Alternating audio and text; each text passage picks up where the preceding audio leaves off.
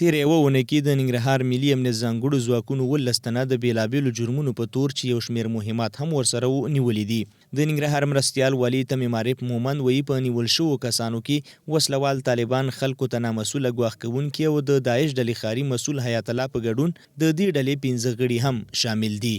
دغه شبکو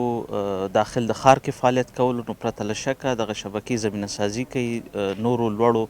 یا غټو عملیاتو په خاطر باندې، نو دا مهم غړي دي او دغه ډېره لویه لاسته راوړنه ده چې د داخل د ښار کې د مختلفو فجایعو مخنیوی وشو. نیول شوی د داعش ډلې ښاري مسؤل حیات الله وایي کونړ کې د دولت ضد جګړه کړې او وایي 3 کاله یې زندان هم تیر کړی، خو تر خوشي کېدو وروسته یې بیرته خپله پخوانۍ لاره خپله کړې وه چې اوس یو ځل بیا د امنیتي ځواکونو لاس ته ورغلی دی. لکه چا نه پیسو غوښتنه کوي هغه کوي که نه، زنګونه دا وښي رابطې دا کوي، دا بیا چسپکیان چپلیر نه د ځمکو نه راښکته کوي او هغه ځمکو پورې نښلي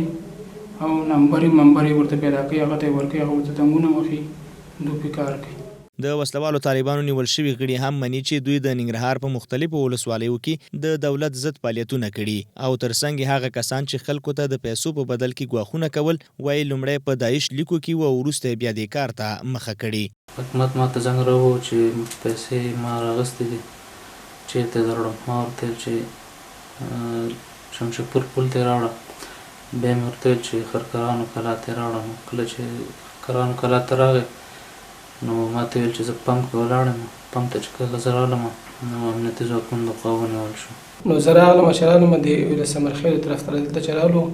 نو د مالي صاحب ته سړک کته شوی دی کې ولاړو، زه ورسره یو ځای شوم نو موږ لږ انتظار وکړو، ویل چې ورګه ملګری راځي، خو داسې یو 20 دقیقې بیا ملګری راغی، یو دم امنیتي ځواکونه راغله او مطلب چې لاسونه پورته کړي، لاسونه چې پورته کړو ماته یو ته چې مین ګزار کا ساقف نامه چې دی نو هغه یې مین ګزار کا او د یش سرم جنگ کوو، بس هغه براته پالیت راکوو چې دا داسې د کافر دی او مرتدین دی او دا دی واغه دی، خو بس د سلم سوولي و چې بس د خپل پلار مراته کافر ګرځولې او ته خو د هغه غم کوي. د مسؤلینو په خبر نیول شوي داعش او وسلوال طالبان نه یوازې په جلال آباد ښار کې د خلکو لپاره یو ګواښ بلکې د دوی فعالیتونه یو شمېر ولسوالیو ته هم غځېدلي وو چې اوس د امنیتي ځواکونو په ځانګړو عملیاتو کې نیول شوي دي.